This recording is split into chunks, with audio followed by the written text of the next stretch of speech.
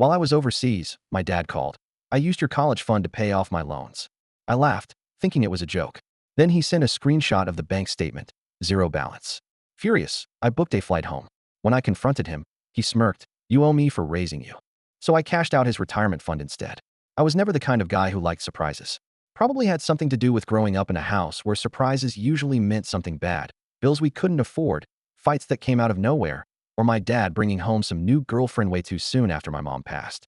So when my phone rang that night, and I saw my dad's name flash on the screen, my gut told me it wasn't going to be anything good. I was sitting in my tiny apartment in Germany, nursing a beer after a long shift. The Air Force had stationed me here for a while, and I was used to the time difference, used to the way life back home kept moving without me. My dad, Raymond, wasn't the kind of guy to call just to check in. Usually, if he needed something, he'd send a text, keep it short. So I almost didn't answer. Almost. I put the bottle down, sighed, and picked up. Yeah. His voice came through, casual, like we just talked yesterday. Hey kid, how's Europe treating you? I should have known right then that he wanted something. My dad wasn't the how's life type, but I humored him. Fine. Long shifts, decent beer. What's up? A pause. Then, the words that changed everything. Listen, I wanted to tell you before you found out another way. I used your college fund to pay off some loans. I actually laughed. It came out sharp and surprised. Yeah, okay. He chuckled like it was some inside joke. No, I'm serious. Something in my stomach turned. Come on, Dad. That's not funny. A second later, my phone vibrated. A text. I pulled it away from my ear and saw a screenshot of the bank statement. The balance, $0. I felt the blood drain from my face. It took me a second to even find my voice. Tell me you didn't. You weren't using it, he said, as if that justified everything. I shot up from my chair, suddenly too wired to sit. That money wasn't yours. His voice was completely calm, like I was the one being unreasonable. I raised you, didn't I? Fed you? Paid for a roof over your head. Are you serious right now? My pulse was hammering in my ears. You owe me, he said simply. Consider this repayment. I don't remember hanging up, but the next thing I knew, the call had ended and I was staring at my phone, my whole body shaking. That money, it wasn't just some extra savings. My mom had worked her SS off for it before she died. She was a nurse, pulling double shifts, tucking away every cent so I wouldn't have to struggle the way she did. And he just took it, like it was his to take, like I didn't matter. I booked the first flight home. I landed back in the States 2 days later. Exhausted, jet-lagged, but wired with fury. I didn't bother calling him. He didn't deserve a warning. The house hadn't changed, same beige siding, same rusted-out truck in the driveway. I climbed the steps, knocked hard. Nothing. I knocked again harder. After a long minute, the door opened, and there he was. Raymond Fisher. Didn't expect you back so soon, he said, not even a hint of guilt in his eyes. I shoved past him, stepping into the house. Where's my money? He sighed, closing the door behind him. Don't be dramatic. Dramatic? My voice came out sharp, like I couldn't quite believe what I was hearing. You stole from me. He had the audacity to shrug. I had debts. Life happens. I took a deep breath, trying to keep my hands from shaking. That was Mom's money. She worked her SS off for that. She worked her SS off for us, he corrected. And you wouldn't even have had a fund if I hadn't kept paying into it after she died. So, in a way, you should be thanking me. I actually took a step back, blinking. You think I should be thanking you? He shrugged again, like this was some minor disagreement over the weather. That's when I noticed Sharon, his wife, standing in the hallway, arms crossed. She'd been quiet until now, just watching. This is ridiculous, she finally said. He's your father. He did what he had to do. I turned to her, my voice dangerously calm. Would you be saying that if it was your money? She flinched, just slightly, then scowled. This is family business. I laughed, sharp and humorless. Right? Family. Raymond sighed, rubbing his forehead like I was giving him a headache. You're young. You'll bounce back. I stared at him, at this man who was supposed to be my father, and realized something. He didn't feel bad. Not even a little. There wasn't an ounce of regret in his face, not a hint of apology in his tone. He didn't think he did anything wrong. And that's when I made my decision. I wasn't going to let him get away with it. I wasn't going to just move on, like he expected me to. I was going to take everything from him, just like he did to me. I knew my dad wasn't careful with money. Never had been. And one of his biggest sources of income? His retirement fund. A fund that I still had access to. Back when I was a teenager, he had put me as a secondary account holder on some of his financial accounts. He probably forgot, or never thought I'd use it. But I still had all the login info. So I logged in. And I drained every last cent. I didn't even feel guilty. I took the money and did what my mom had intended all along. I secured my future. I paid off my service commitment, making sure I could leave the Air Force without debt. I transferred the rest into a private account he couldn't touch. Then I waited. A week later, my phone rang. I smiled when I saw his name. What the HLL did you do? His voice was raw with fury. I took a slow sip of coffee. Oh, you mean like my college fund? Silence.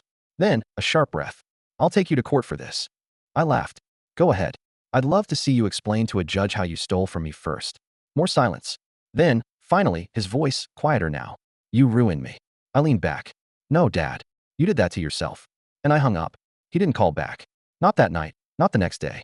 For a while, I wondered if maybe, just maybe, he had finally realized he was wrong. That maybe losing everything had made him stop and think about what he'd done. But I should have known better. Raymond Fisher wasn't the kind of man to admit he was wrong. Instead, he did what he always did when life didn't go his way. He looked for someone else to blame. And this time, that someone was me. A few days after the call, I got a text from my cousin, Brandon. Dude, what the HLL is going on with your dad? I frowned, typing back. What do you mean? A moment later, a screenshot popped up in the chat. It was a Facebook post from my dad. Raymond Fisher. I can't believe my own son would betray me like this. After everything I did for him, raised him as a single father, gave him everything I could, and this is how he repays me? By stealing my hard-earned retirement? Some people forget where they come from the second they get a little money and power.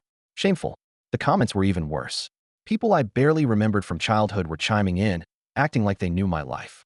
Wow, after all Raymond did for him? Disgusting. Kids these days, no respect for their parents. Ray, I'm so sorry you're going through this. You don't deserve this. I exhaled slowly, rubbing my temples. Of course, he was spinning this to make himself look like the victim. Brandon sent another message. You want to tell me what actually happened? So I did. I laid it all out. The college fund, the confrontation, everything. He read it, then took a while to respond. Damn, that's messed up. You want me to say something in the comments? I thought about it. For a second, I imagined dropping the truth right there for everyone to see. Exposing him. But then I realized something. My dad didn't deserve that. He deserved worse. I didn't respond to the post. Didn't comment, didn't react. I let it sit there, let him soak in his fake sympathy. Instead, I started making phone calls. See, my dad had always been bad with money. The only reason he had even been able to pay off his debts before was because he stole from me. Without that safety net, I had a feeling he was in trouble. And I was right. I called the bank first, just to check.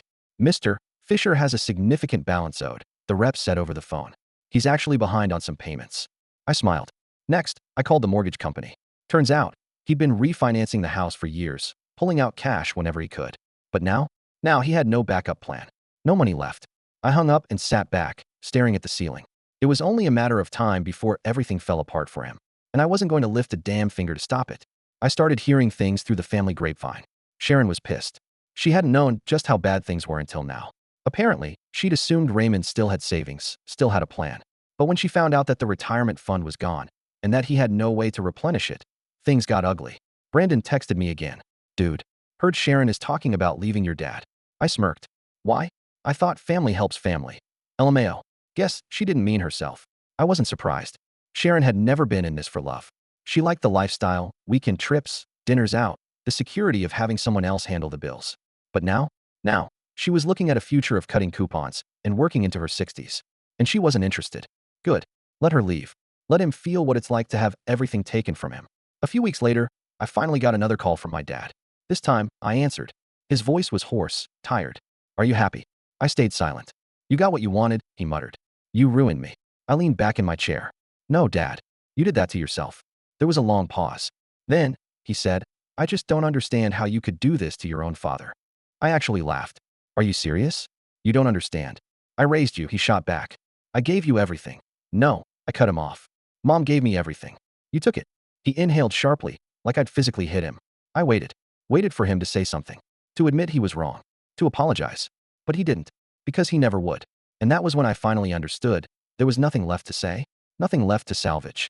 Raymond Fisher had lost everything, and I didn't feel bad, not even a little. There was a time when I would have felt bad, when I would have thought about making things right, about forgiving him because he was my father. But that time had passed. He stole from me. He lied. And when I confronted him, he laughed in my face. He had never once thought about what it meant for me to lose my future. So why the HLL should I care about him? After that last phone call, I didn't hear from him for a while. I figured he was too busy trying to fix his mess, scrambling to keep Sharon from leaving, begging the bank for extensions, trying to figure out how to survive without his precious retirement fund. But then, about a month later, I got a call from an unfamiliar number. I almost didn't answer, but curiosity got the better of me. Hello. A familiar voice came through the line, but it wasn't my dad. It was Sharon. Listen, she said, her voice tight. like she'd been holding back anger for weeks. I don't know what kind of grudge you've got against your father, but you need to fix this. Now. I smirked. Fix what exactly? You know damn well, she snapped. He's broke. We're drowning in bills, and now the bank is threatening to take the house. He's not in a good place, and this is your fault. I let out a short laugh. My fault? You mean, the man who stole my money and then told me to move on? That man. She scoffed. Oh, grow up. What's done is done. He's your father. I leaned back, shaking my head. And that means I have to clean up his messes forever? Sorry, Sharon, but I'm fresh out of handouts. He needs help, she said, her voice losing some of its edge. He's not doing well. For a second, I almost felt a twinge of something, sympathy maybe. But then I remembered how he smirked when I confronted him, how he told me I owed him. I thought about the years of watching him piss away money on stupid schemes, vacations, luxuries that he never deserved, while my mom worked herself to death saving every spare dollar. So I took a breath and said, not my problem. She was quiet for a long moment. Then, she muttered, you'll regret this. I smiled. Doubt it. And I hung up. I found out a few weeks later that Sharon was officially gone. She had packed up and left in the middle of the night, taking whatever little money they had left and moving in with her sister. Brandon sent me another text. Well, it finally happened. Sharon bailed. Your dad's alone. I stared at the message for a long time before responding. Figures. Yeah, but get this. He tried to move in with Aunt Teresa. That made me laugh out loud. Aunt Teresa was my mom's sister, and if there was one thing I knew for sure, it was that she hated my dad. She never forgave him for remarrying so quickly after mom died, and she sure as HLL wasn't about to let him mooch off her now. Let me guess, I texted. She slammed the door in his face? Basically, told him to ask his son for help. I could only imagine the look on his face when he heard that. But he wouldn't ask me. Not because he had too much pride. He'd lost that a long time ago. No, he wouldn't ask because he already knew the answer. I wasn't going to help him. The last time I saw him, it was purely by accident. I had come back to town to visit Brandon, just for a few days. We were grabbing lunch at a diner when I saw him through the window. He was sitting alone at a corner table, hunched over a cup of coffee, staring at nothing. He looked smaller, older, like life had finally caught up to him. For a split second, I wondered if he saw me too. If he was thinking about everything that had happened. Then I realized it didn't matter. He had made his choices, and I had made mine.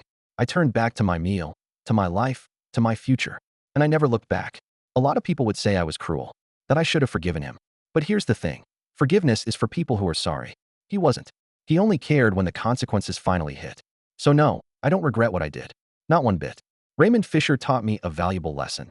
Some people will take everything from you and expect you to thank them for it. The real power is making sure they never get the chance to do it again. And that, my friends, is exactly what I did.